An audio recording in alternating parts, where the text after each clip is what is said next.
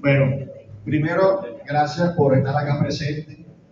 Agradecido por esta oportunidad de poder aquí tratar de compartir de la manera más humilde, pues, lo que es una actualización académica, que es lo que debemos iniciar o rescatar, porque el inicio de estos eventos pues siempre ha existido en toda Venezuela, en todos los estados, en todos los municipios donde existen los colegios que nos agremian a los abogados como tal, pero mi llamado es a la reflexión, es a encender esa chispa nuevamente, a la fraternidad académica, al compartir, al preguntar, al disertar, que eso contribuye y alimenta, ¿sí?, nuestro mejoramiento profesional, y eso repercute y trae como consecuencia inmediata nuestro mejoramiento laboral.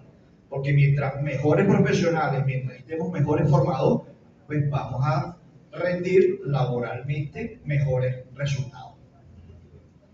Yo traigo una ponencia, o más que una ponencia, traigo un tema, o voy a disertar de algo polémico.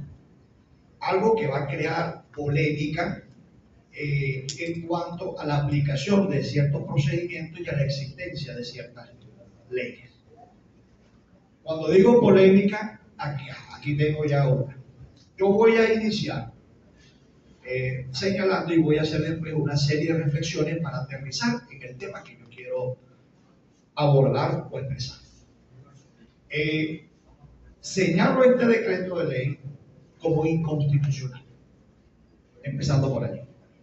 Confiscatorio provisional. Esta ley que tenemos aquí, y voy a explicar detalladamente por qué la considero que es inconstitucional y confiscatoria. Empezando por el nombre, entonces me coloco aquí. Ley contra el desalojo y la desocupación arbitraria de vivienda.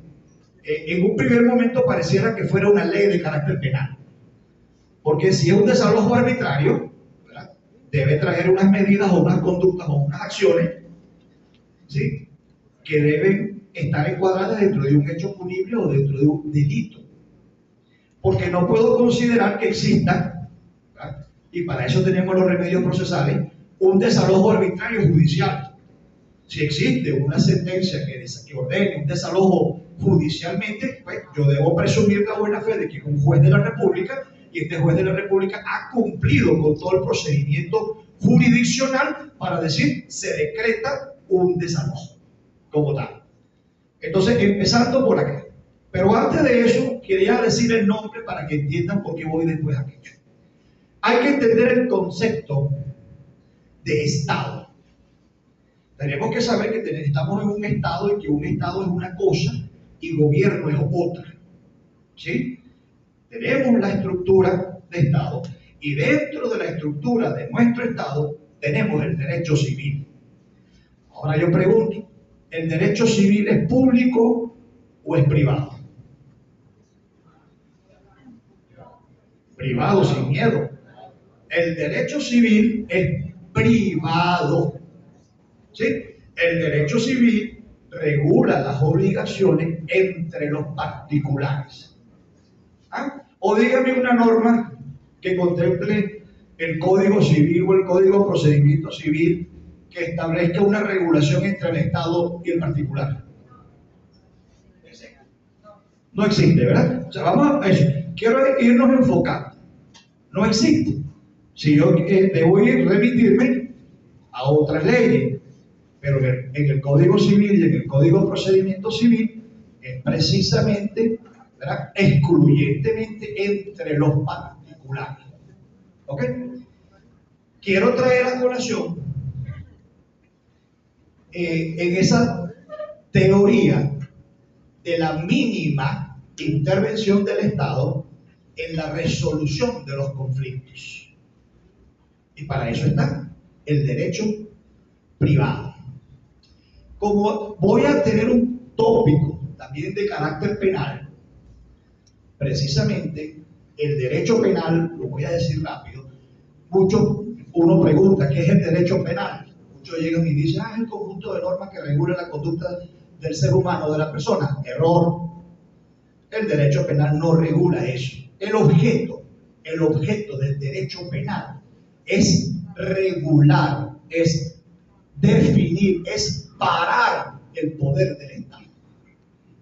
Para eso se hizo el derecho penal. Toda la estructura legislativa, todo el marco jurídico interno de cualquier nación que contemple un Estado, que contemple una república y que esté en democracia, es proteger el colectivo, es proteger la sociedad, es proteger los particulares, precisamente frente al Estado. ¿Okay? ¿Quién los protege jurisdiccionalmente de las resoluciones de los alcaldes, de los gobernadores o de los ministros? Bueno, aquí tenemos una ventanita que es la Ley Orgánica de Procedimientos Administrativos y la jurisdicción contencioso-administrativa. Entonces, si yo me veo agredido por una resolución, por una ordenanza o por un decreto de un gobernador o por la resolución ministerial o presidencial, cualquiera de los procedimientos que tenga, tengo que ir al contencioso. ¿Sí? ¿Quién entonces, cuando yo digo que el derecho penal es eso, es para que me entiendan después el desarrollo que voy a hacer? ¿Quién le dice al Estado nula pena sin la ley? O sea, no puedo condenar a nadie si no está previamente establecido en la ley.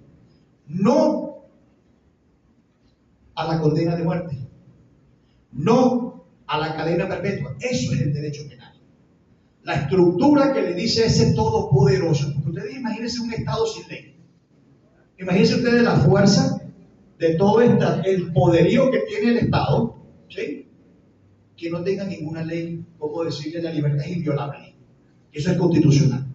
Si yo no tengo un 44 constitucional, entonces viene cualquier funcionario y me dice, Omar, estás detenido y vámonos de aquí. Yo no le puedo decir que pero tengo una carta aquí constitucional, que es una garantía que me dice que no me puedes privar, salvo que me haya sorprendido dentro de los dos presupuestos que están establecidos como excepción a la libertad como garantía. ¿Capichi? Entonces, esa es la naturaleza del derecho penal. Decirle a un juez o decirle al Estado, porque el juez es el Estado, el juez tiene el ius puniendi, la jurisdicción que le da al Estado. Decirle, tú no puedes condenar a nadie por más de 30 años, aunque el acumulativo de sus penas te den 200.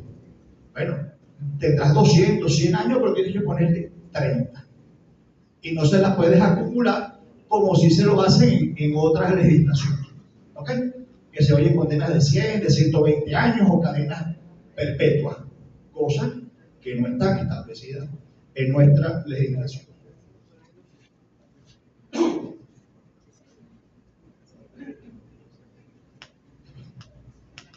Ok, aquí hubo ciertas preguntas que yo noté porque voy a reflexionarlas, pero voy a dar inicio acá. Moisés señalaba que la ley se sustituye o se deroga por el procedimiento igual, exacto, de la creación de otra ley.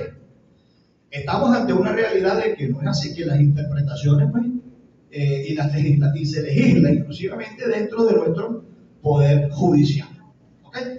En lo que son las sentencias, que se dicen interpretaciones, pero termina señalando los procedimientos que se tienen que realizar en un momento determinado en los tribunales. Parte de esa creación de la ley es la motivación. Quiero, por favor, esta es la ley contra. Aquí dice, exposición de motivos. Estamos hablando de la ley contra el desalojo arbitrario, como tal. El Estado es el garante del disfrute pleno de todos los derechos fundamentales inherentes. Perfecto. El esfuerzo que ha sido empeñado por el Ejecutivo Nacional durante el último decenio, más sin embargo persiste un déficit en el número de soluciones habitacionales necesarias para satisfacer la enorme demanda. Aquí hay una confesión.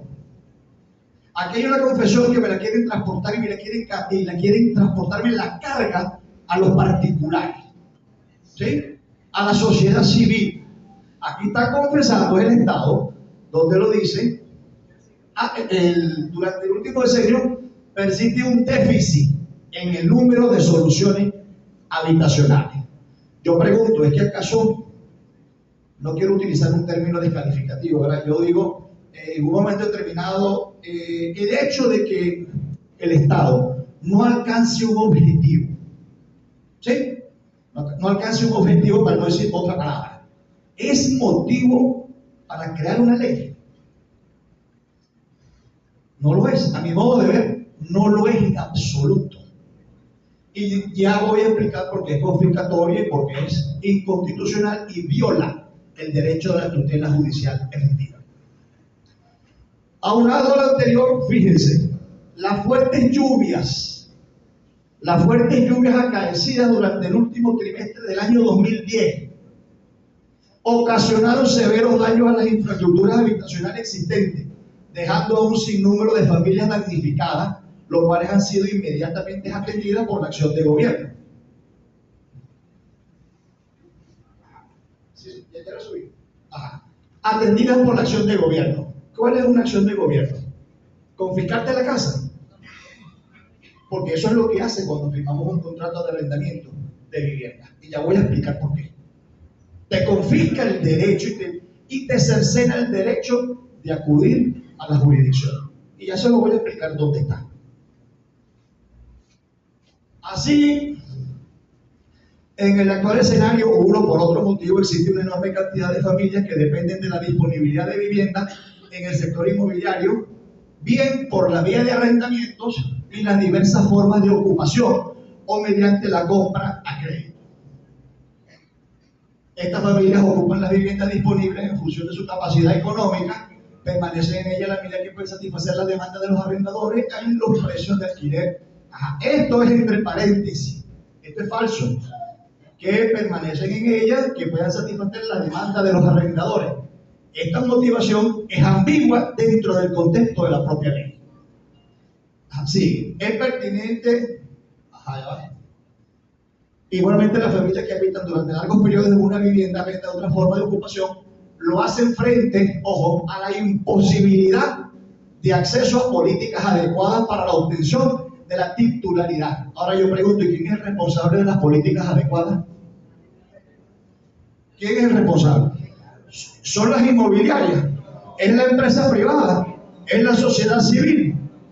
Esto es una confesión absoluta. O sea, el que redactó esta motivación, que a veces no nos detenemos a leer la motivación, sino de una vez nos vamos al artículo 1 o a los artículos que nos importan, pero no analizamos ciertamente, ¿sí?, cuál es el texto jurídico y qué nos aporta, o cuál fue el espíritu, propósito y razón, que es la tradicional teoría que conocemos los abogados para la creación de las leyes, que supuestamente pues tienen que estar consonas o deben derivar de la necesidad social. De ahí que vienen las actualizaciones por el sentido de la progresividad de la norma. Sigo acá. Fíjense aquí algo importante porque hasta toca el aspecto psicológico. Dice, un individuo al establecer residencia durante un largo periodo en un mismo lugar desarrolla sentido de pertenencia y apego hacia la vivienda que considera su hogar, hacia la comunidad y hacia el hábitat en donde desarrolla parte de su vida. Al ser arrancado abruptamente de su morada, esta acción genera en los individuos tensiones psicológicas, tensiones fisiológicas y tensiones derivadas de la pérdida, además de las consecuencias económicas y sociales que afectan directamente a todos los miembros del grupo familiar. Vean eso. Entonces, si yo duro 10 años estudiando en una universidad, entonces yo no me puedo ir de la universidad porque yo ya tengo apego a la universidad, o ya usted no me puede votar. Ven ustedes la legislación laboral. Un trabajador de 20 años trabajando en la misma empresa, cumpliendo un horario, entonces entro en una causal flagrante e inexcusable de despido. Entonces yo vengo y le digo que me vas a causar tensión psicológica, tensión fisiológica, porque yo tengo apego. Sí, yo tengo apego porque yo tengo 20, 25 años trabajando aquí. Entonces no me puedes votar porque debe haber una ley, así como la hay contra el desalojo, una ley contra el despido arbitrario. ¿Sí? Y dentro de la motivación del despido arbitrario es que yo la considero mi morada, porque paso más horas en mi jornada laboral que en mi casa, entonces yo la siento como mi hogar. Ese es Esa es la reflexión espectacular que tenemos para la creación de una ley. Y aquí venimos a, no sé cómo cada quien lo interpreta, los estratos con mayor tendencia al arrendamiento de vivienda son la clase media y los estratos más vulnerables, en situación de pobreza relativa y pobreza crítica. De estos, los más afectados por la variación en las condiciones de arrendamiento son los dos grupos. Sobre el anterior particular, debe observarse que el estrato correspondiente a pobreza crítica está compuesto en un mayor porcentaje por personas de la tercera edad. Esas personas de tercera edad fueron ahorita sustituidos por los adultos mayores, porque el estrato adulto mayor supera la tercera edad, que es la que ha servido como justificación y como una base imponible procesal para implementar una serie de procedimientos, una serie de acciones, porque eso no merece llamarse procedimiento. Eso ha justificado lo que han sido estos desalojos por invasión, estas imputaciones de orden penal, que no las voy a llamar procesos, son unas acciones o vías de hecho que el propio Estado, a través de su aparataje del Ministerio Público, porque en este caso es directamente, utilizan al Ministerio Público, pues han venido perpetrando esa serie de acciones en desmedro y en desconocimiento de todas las garantías de orden constitucional, como lo es el debido proceso, o no el debido proceso, el derecho a la defensa, porque el debido proceso sabemos que no existe. El debido proceso es un conjunto de derechos y garantías como tal. Y en este caso, se cercena uno de sus derechos y garantías, como lo es el derecho a la defensa. ¿Dónde quedé yo acá? En la tercera edad, familias monoparentales, matricentradas y personas con discapacidad, los cuales requieren de protección especial por parte del Estado. En eso sí estoy de acuerdo. Ojo, yo aquí no estoy discriminando las personas que podamos ser de escasos recursos, las personas que tengamos una familia, digo el tonto, descomponida, eso son otras cosas, y que merecen y está el Estado obligado, ¿sí?, a crear todas las políticas y todas las estructuras de apoyo. ¿Okay? Y que si se invita al sector privado, a la colectividad y a la sociedad civil a participar en eso, también es válido, pero me invitas. No me puedes incluir de manera coercitiva y no me puedes incluir en ese proceso como tal, como una ley que es confiscatoria de mis derechos. Otro correspondiente en la práctica. Ok. En la práctica, los propietarios o arrendadores pueden tener otros fines, como vender el edificio o mantenerlo ocioso incluso, pero siempre alegan las causas establecidas en la ley de arrendamiento para rescindir el contrato y lograr de cualquier modo la desocupación. Esto, si es así, que lograr de cualquier modo la desocupación, entonces están poniendo en tela de juicio a sus jueces. ¿Okay? Porque si ahí mismo estoy reconociendo que le permiten, ¿dónde fue que dice la ley de arrendamiento? Ajá, que citan entonces lo que está. Si yo estoy haciendo uso de la ley de arrendamiento, lo estoy haciendo entonces ante la jurisdicción. Y entonces la jurisdicción, yo no puedo aceptar que una motivación de la ley me establezca que la jurisdicción llega a decretar un desalojo por cualquier motivo, como sea. Y aquí lo está estableciendo. ¿Sí? Es decir, inherente, y logra de cualquier modo la desocupación. Esto es una tragedia. Este manto de confesiones es una tragedia que descuartiza absolutamente, ¿sí?, el Poder Judicial, específicamente en este caso el civil como tal. O sea, yo no sé cómo nunca hubo un llamado de los jueces, un llamado de atención o un llamado o una dramatización, por lo menos decir, bueno, ¿qué somos nosotros para ustedes? Cuando ustedes acá en la exposición de motivos, todo es un ataque. Porque aquí acaba con el Poder Jurisdiccional civil como tal. Bueno, con la materia civil, porque la jurisdicción es una. Cabe destacar que una parte importante del mercado de la vivienda secundaria se encuentra monopolizado. Aquí comienza la parte de que, bueno, del que más tiene, que eso es subjetivo, cada quien lo puede apreciar dentro de los parámetros que considere, ¿verdad? Siempre y cuando pues, tenga razonamiento y sea lógico. Cabe destacar que una parte importante del mercado de la vivienda secundaria se encuentra monopolizado por consorcios o grupos inmobiliarios, dueños o no, pero actúan como tales de gran cantidad de edificios destinados al alquiler. En el escenario actual, un numeroso grupo de familias venezolanas no encuentran satisfecha una necesidad básica como lo es la vivienda propia. Poseen una ocupación condicionada al capricho de los propietarios o arrendadores, dada la falta de regulación y controles efectivos, siendo que la causa de pérdida de sus hogares no se debe a la falta de pago, como lo estipula la actual la Ley de Arrendamientos Inmobiliarios en su artículo 34, parágrafo A. El empleo de argumentos personales que esconde el objetivo de especular y de evadir controles, pues existe una congelación de los alquileres para inmuebles construidos antes del 87. Otra confesión más acá, donde establece de que no tiene la capacidad y de que existe una gran zozobra y que existe una gran necesidad, pero esa gran necesidad, esa gran zozobra es del Estado, son de políticas del Estado. ¿Cuántos años tenemos ya que no hay plan de viviendas? ¿Cuántos años tenemos ya aquí que las alcaldías no construyen viviendas? Sí, yo recuerdo el INVIP, que es el Instituto Municipal de la Vivienda aquí en Barinas, ¿sí? Hace 20 años construía, tenía planes de vivienda. Ya Barinas no construye vivienda. O sea, hablo de Barinas para no decir que para no ser irresponsable, porque de repente en Portuguesa el gobernador lo está haciendo, o el alcalde lo está haciendo, o en otro estado. Pero acá en Barinas no hay construcción de vivienda.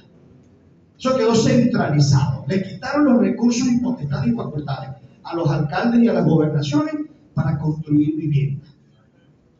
¿Desde cuándo no se ve? Las últimas políticas que he podido percibir son las restituciones de techos y quizás las ayudas de los bloques para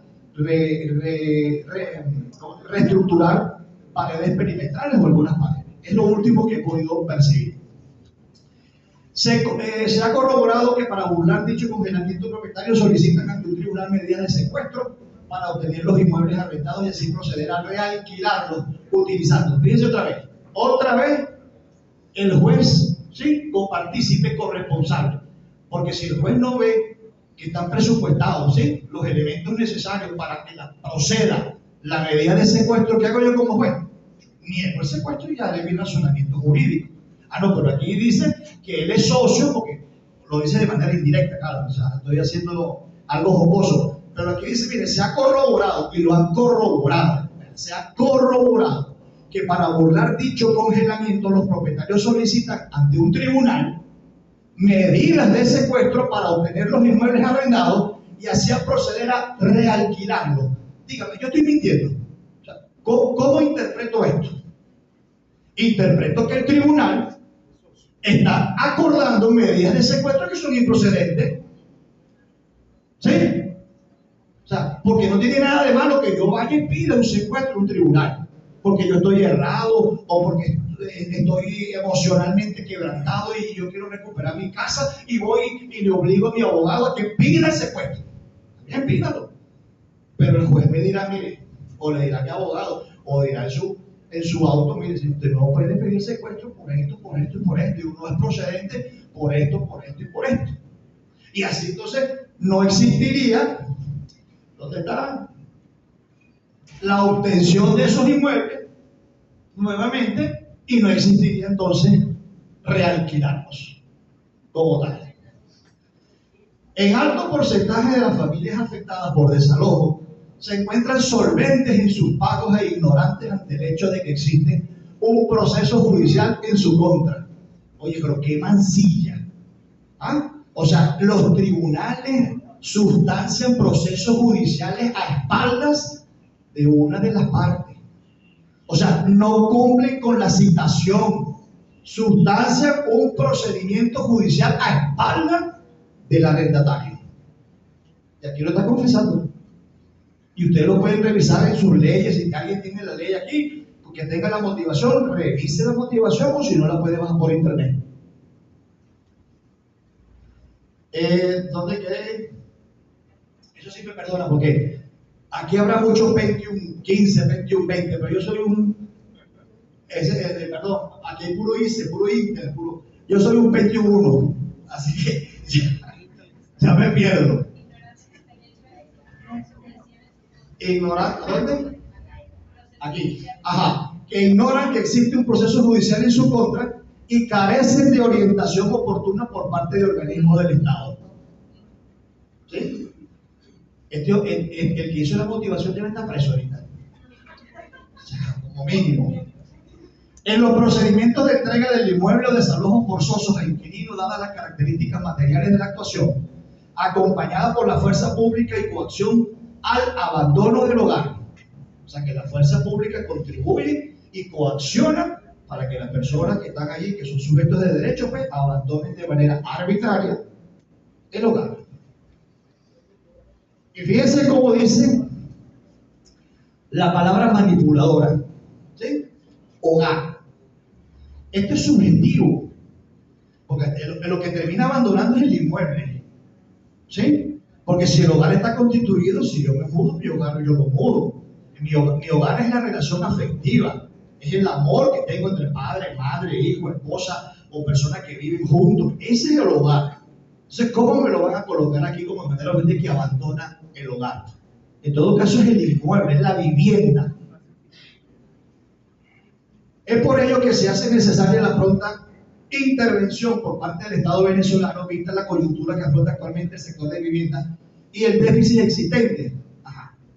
El Estado, ahí arriba, dice que acompañado por organismos del Estado, coacciona. Y aquí abajo dice que el Estado, entonces el Estado es el que hace el daño y entonces el Estado, o sea, te parto las piernas y te regalo la silla de ruedas. ¿Sí? Aquí está. Por otra parte, súbelo. No sé cómo hago en el tiempo porque me falta la parte de los artículos. Por otra parte, y haciendo referencia a los antecedentes jurídicos que motivan que el decreto aporta con fuerza y valor de ley.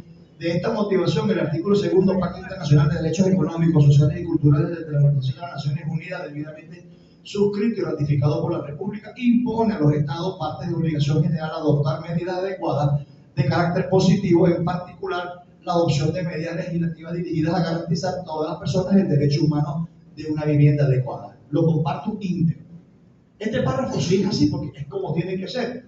¿Okay? Así como está establecido en el pacto, el Estado tiene que garantizar todas las medidas legislativas necesarias para que el ser humano tenga una vivienda adecuada. Igualmente, no sé si paso ya a los artículos, porque lo que yo quería ya adentrarme en la motivación, ustedes la pueden seguir haciendo para que entremos ya en materia de los artículos como tal. Súbeme y vamos al 1.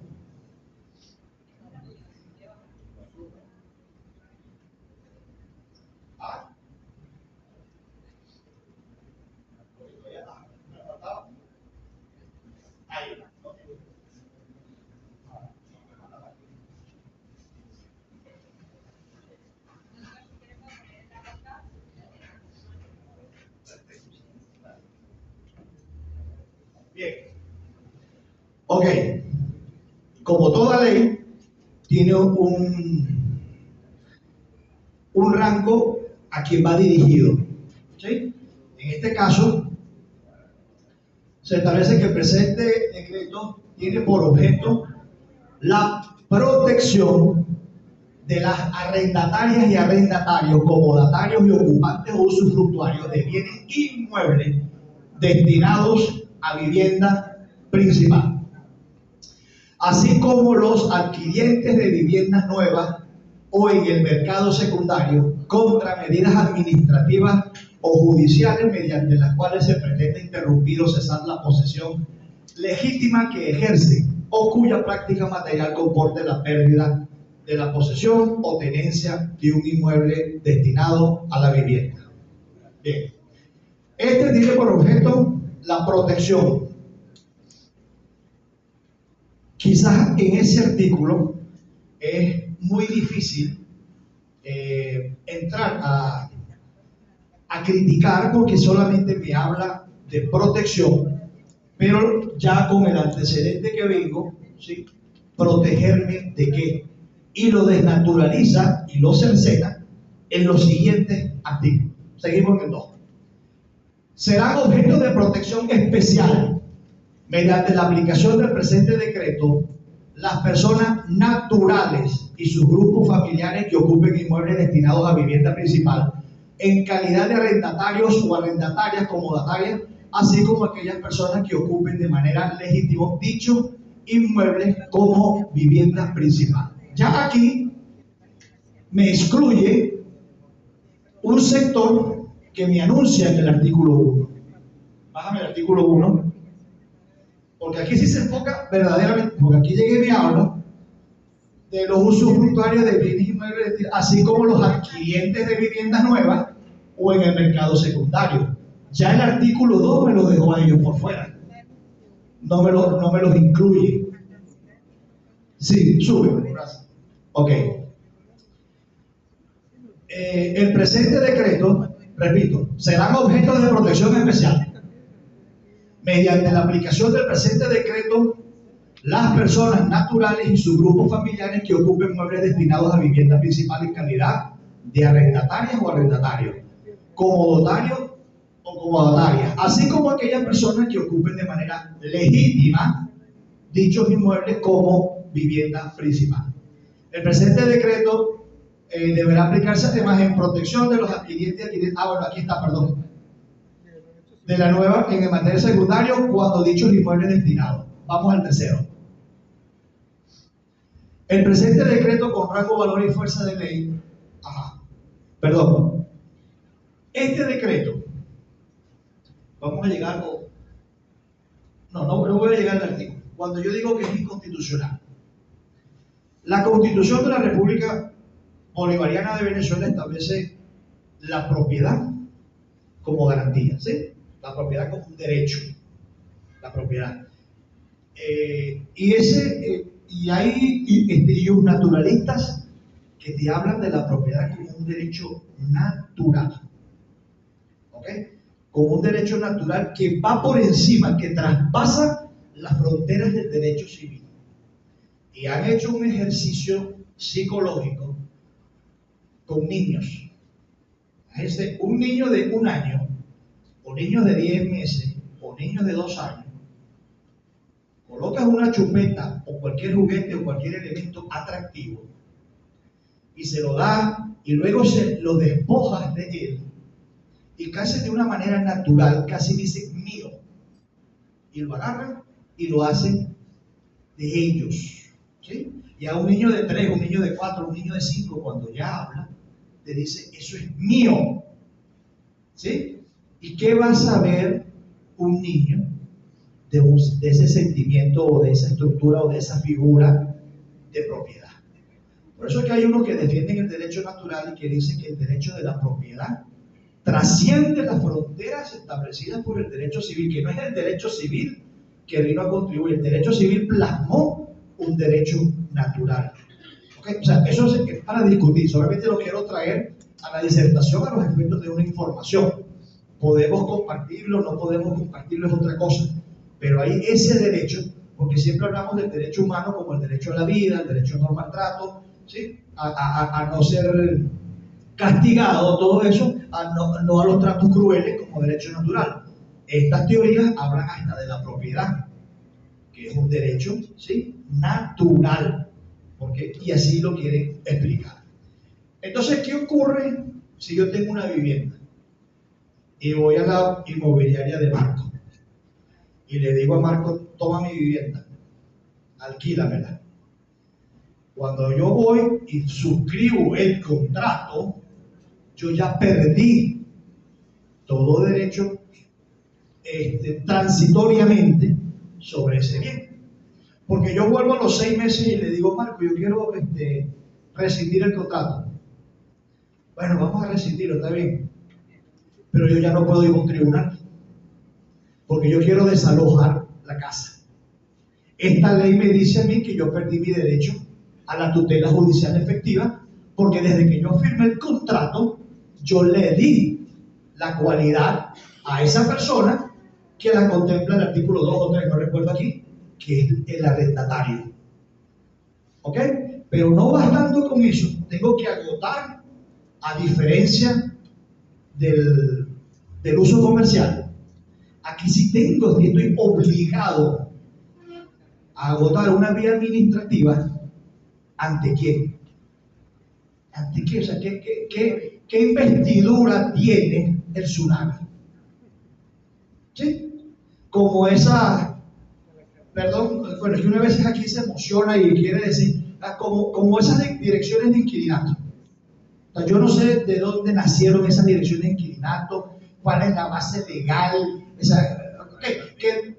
sí, por eso no quiero mencionar el ente para no, ¿verdad? Pero de repente, jurídicamente, quizás socialmente, cumple una función, porque de repente yo debo presumir la buena fe de quien está ahí trabajando y haciendo el mayor de los esfuerzos, y de repente contribuye en muchos casos a resolver, ¿sí?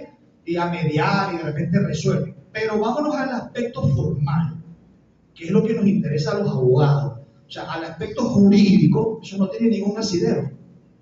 O sea, no tiene ningún para yo someterme, ¿sí?, al arbitraje de una dirección de inquilinato.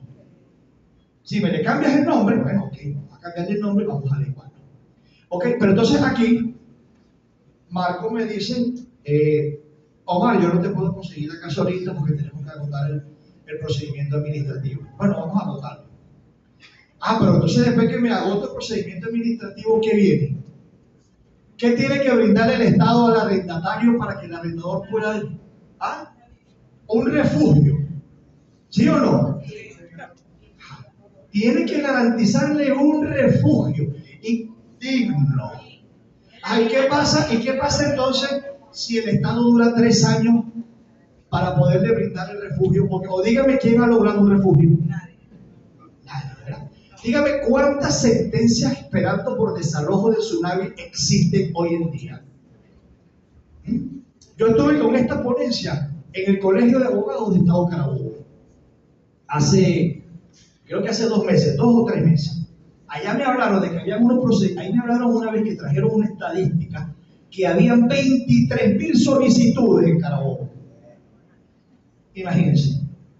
Claro, eso data de una gran cantidad de años. Entonces yo pregunto, ¿dónde está el derecho a la garantía o el derecho a la propiedad privada?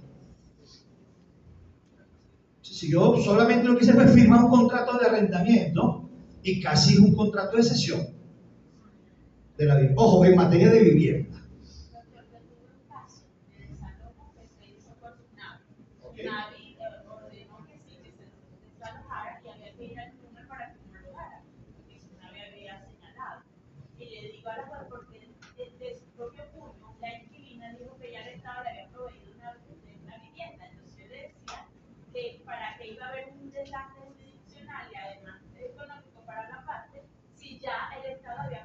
Múdese ya, múdese. Y la señora tuvo que meterse y comprar una casa. Ahí está, o sea, tampoco resolvió el Estado. Exacto. Y ya el Estado le había dado casa a la inquilina. Es correcto, por eso. Sube, por favor. Gracias. Se quedó pegado aquí. El 4, sí, pasa el 4. A partir de la publicación de fuerza de ley, no podrá procederse a la ejecución de desalojos forzosos o la desocupación de viviendas mediante coacción o constreñimiento contra los sujetos o objetos de protección indicados en este decreto ley, sin el cumplimiento previo de los procedimientos especiales establecidos para tales efectos en el presente decreto ley. Bueno, esto no es más que una ratificación de la posibilidad de que existan unas órdenes de desalojo, porque vuelvo y repito, de lo contrario, esto es una ley penal, sería porque estaría atribuyéndole una acción de desalojo forzoso arbitrario por vías de hecho. Y si esa acción ocurre, es algo penal. O sea, si alguien entra y irrumpe en la vivienda de una persona y lo despoja de sus cosas y lo saca de allí, eso es un delito. O sea, eso no es ni un procedimiento ni administrativo ni civil, sino netamente de orden penal. Los procesos judiciales o administrativos quedan suspendidos, ¿vale? Para la entrada de vigencia de este decreto, independientemente de su estado o grado, deberán ser suspendidos por la respectiva autoridad. Claro, esto ocurrió ya en el 2014.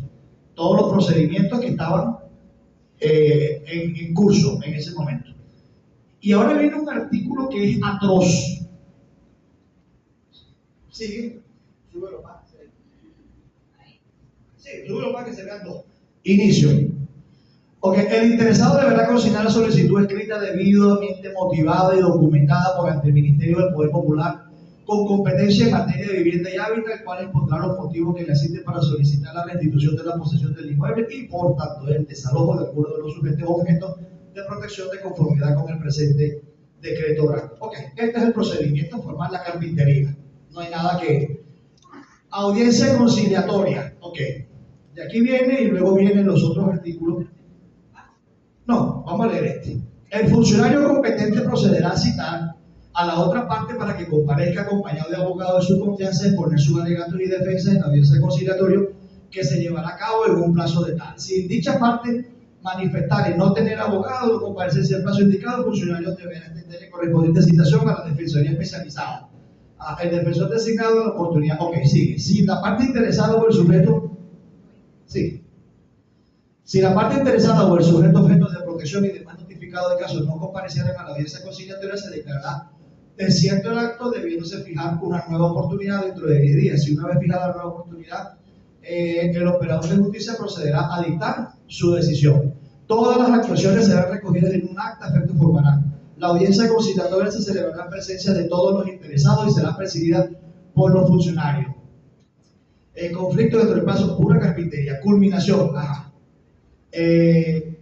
Culminada la audiencia conciliatoria, los presentes suscribirán un acta en la cual se haga constar los acuerdos o soluciones que las partes hubieran adoptado o de la infructuosidad de las gestiones conciliatorias realizadas. Bien. Resultado de la audiencia conciliatoria. Celebrada la audiencia en un consenso, cuando no hubiera acuerdo entre las partes, funcionarios, todo eso es carpintería porque es reflejar. Aquí. Aquí donde yo digo que es nefasto. ¿Sí? Todo este procedimiento, vamos a suponer que hubo que reprogramar la audiencia 3, 4 o 5 veces y todo eso. Pero aquí me dice acceso a la vía judicial, tutela judicial efectiva, que es lo que debió haber ocurrido desde un inicio.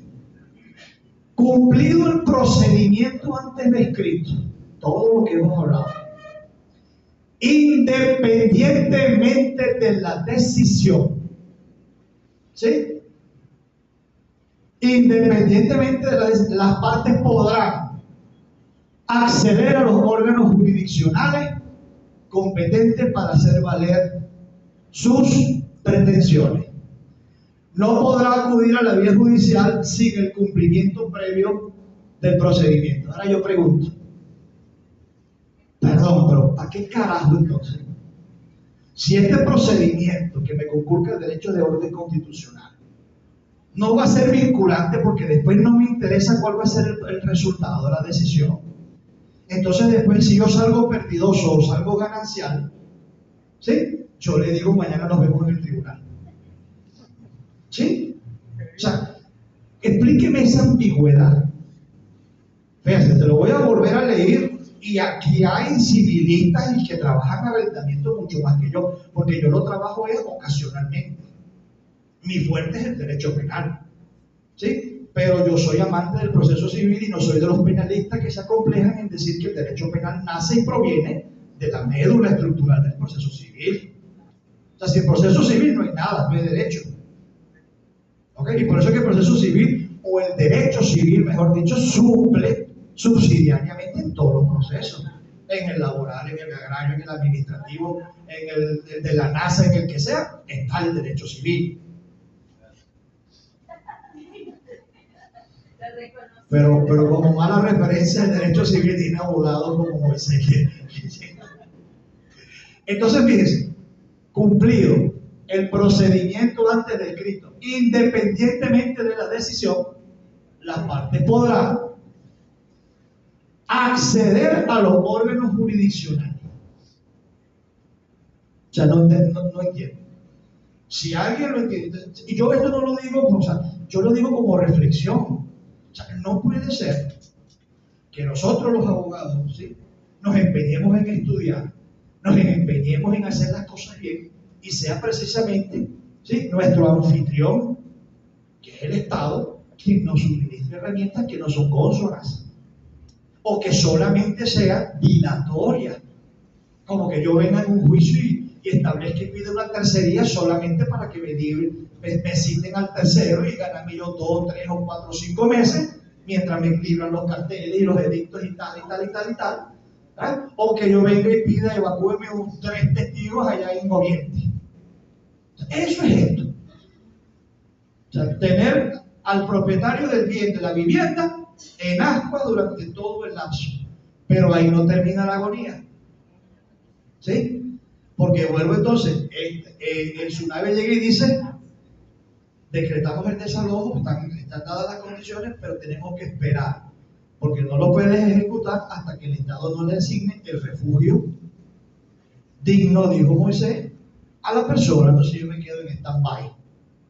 Ahora yo pregunto, ¿podré resolver entonces, después que yo tenga la providencia administrativa aquí, yo podré resolver, o la resolución administrativa, podré resolver jurisdiccionalmente en que el Estado no me le asigne el refugio digno al arrendatario?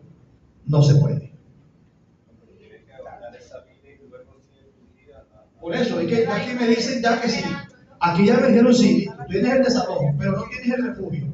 Pero como aquí me dicen que independientemente de la resolución, yo puedo acudir a la instancia jurisdiccional, entonces yo voy y le digo, mira, instancia jurisdiccional, a mí ya me decretaron el desalojo, pero estoy a la espera de que el Estado me le asigne el refugio. Ahora, ¿cómo hago yo para constreñir al Estado a través de un procedimiento jurisdiccional para que le asigne el refugio al arrendatario y poder yo cobrar? ¿Sí? O ejecutar, suena más bonito, pero no, o ejecutar, ¿sí?, la disposición del SUNAVE de que me entregue mi casa. No puedo. Entonces yo pregunto, ¿no conculco el derecho desde un principio a la tutela judicial efectiva? ¿No cerceno el derecho y la garantía de la propiedad? ¿Sí? O sea, me burlo de eso. Y son garantías de orden constitucional. ¿Ok? Bien. Vamos entonces ahora a la parte penal, que no es mucho. Bien. Aquí, como un antecedente histórico, primero, el derecho penal siempre ha sido el último en la cola. ¿Por qué es el último en la cola? Porque es la última herramienta y el último instrumento de carácter jurídico que se debe apelar. Última ratio.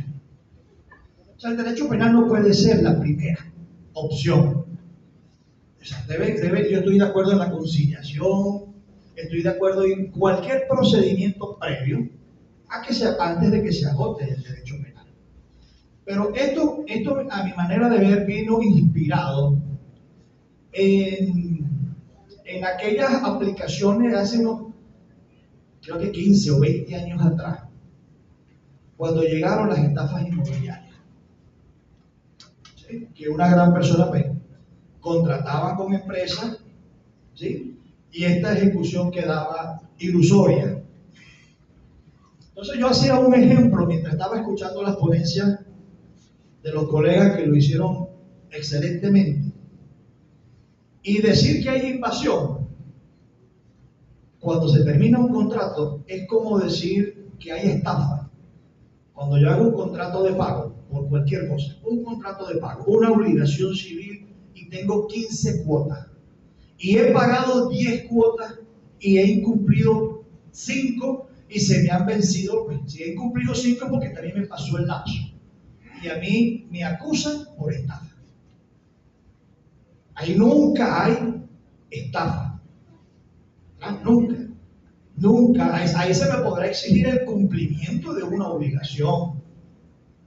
¿Okay? No me gusta decir el incumplimiento porque el incumplimiento no existe, pero el incumplimiento es la base imponible para poder demandar. El cumplimiento, porque yo estoy incumpliendo, estoy en el impago de 5 obligaciones como tal, entonces me puedes demandar por el cumplimiento de la obligación, pero jamás habrá una estafa como tal. Entonces, yo tuve aquí la oportunidad de 2 casos. Los viví en carne propia. O sea, fui el abogado. Uno en caso comercial y uno en caso de vivienda. En el caso de vivienda, gracias a Dios, mi cliente pudo comprar la casa y se quedó. En el caso comercial no se pudo hacer nada y tuvimos que entregarlo. Era del inquilino, correcto. En los dos casos, el abogado del inquilino. En uno remedié, o quizás no remedié yo, sino remedió la posibilidad de comprar. Porque de repente no fui yo, sino que gracias a Dios mi cliente tenía cómo comprar y el dueño de la vivienda dijo, no te vendo. Bueno, resolvimos, gracias a Dios. Pero en materia comercial no pude resolver. Entonces, o entregaba la vivienda, o entonces las consecuencias, ¿sí? Jurídicas y penales por vías de hecho, porque no están contempladas, era que sufriera la imputación por invasión, una audiencia preliminar y un proceso de juicio para ver qué me iban a decidir. Entonces, yo estuve dispuesto a hacer el juicio, pero no lo podía hacer sin la responsabilidad previa de advertirle a la persona lo que podía ocurrir y lo que tenía que enfrentar. ¿Sí? Y esta persona dijo, no, yo no quiero correr el riesgo, yo prefiero entregar el local comercial. Un local comercial brillante y espectacular, en uno de los mejores puntos de Barinas. Y tuvimos que entregar eso. Entonces, ¿qué ocurre? Que siempre hemos hablado de la pena de banquillo. La pena de banquillo es cuando llevamos de manera irresponsable, y eso está atribuido pues, a la admisión de acusaciones temerarias y arbitrarias por los jueces de control. Entonces, de esa pena de banquillo, se están haciendo valer ahorita y están imputando ese acto, que no sé cómo decirlo. Bueno, están imputando invasión. No quiero decir nada que no suene bien. Imputan invasión porque se terminó el contrato. Y al terminarse el contrato, entonces dijo Moisés, pues ya no tienes ahí un título que certifique o que respalde tu posesión o tu tenencia ahí. Y eso se traduce, no sé en qué interpretación o qué hermenéutica jurídica estarán aplicando allí para decir que eso cuando termine el sinónimo es que eres una persona invasora como tal. O sea, eso rompe contra toda estructura. ¿Cuál fue el razonamiento que me dijo un fiscal nacional? No sé si lo puedo decir así, ¿verdad? Es que todos los tsunamis tienen una gran cantidad a nivel nacional de solicitudes de desalojo que están paradas. Entonces nosotros decidimos agarrar a los adultos mayores y resolverle todo a los adultos mayores. No sé quién ejerce penal acá, pero les juro que jamás he visto la comparecencia de tantos adultos mayores hoy día en la fiscalía después que escucharon eso para denunciar y para inclusive o sea, ahora van padres, o sea, personas que no son los propietarios de la vivienda, pero tienen el hijo o el esposo de la hija y va el viejito de 90 años a decir que él vive en esa casa y que esa casa es de él y a denunciar para que no recuperen la casa o para recuperar la casa. ¿Ven? Esa es la realidad como tal. En materia penal es lo que les digo, ahí no hay nada penal. O sea, y quería, perdón, ya se me olvidaba.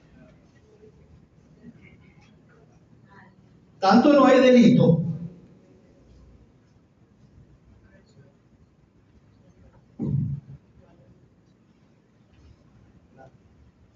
algo de eso.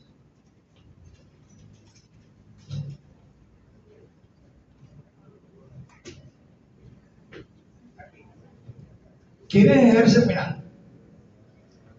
Yo estoy solo de aquí.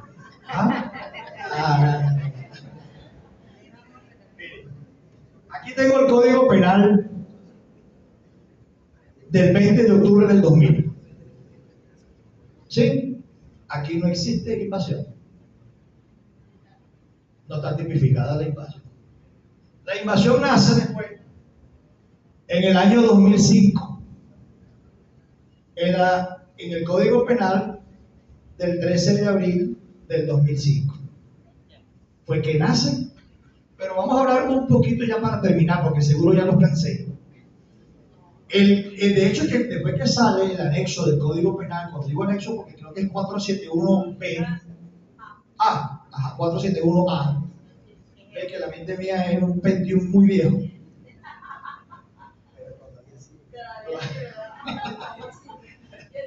Entonces, el Tribunal Supremo de Justicia, no sé cómo, después que habíamos sustanciado una gran cantidad de hechos de invasión, llega y suspende temporalmente la aplicación del 471.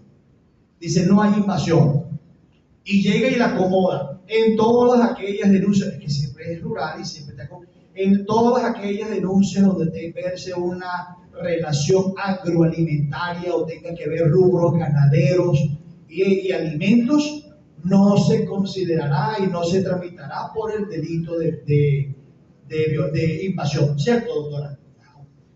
Entonces, fíjense la improvisación que hubo, que meto invasión como para frenar una ola de invasión que se sabe quién patrocinaba todo eso, y luego la suspendieron.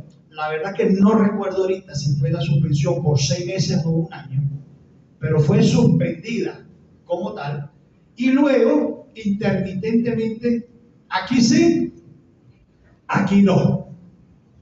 Imagínense, aquí sí y aquí no. Entonces, igual estamos viendo ahorita esta experiencia de que aquí sí y aquí no, como tal, ¿sí? Entonces, lo que yo he querido, y ojalá lo haya logrado que sea medianamente, es a exacerbar, primero, este tipo de reuniones. Segundo, a alimentar de manera constructiva.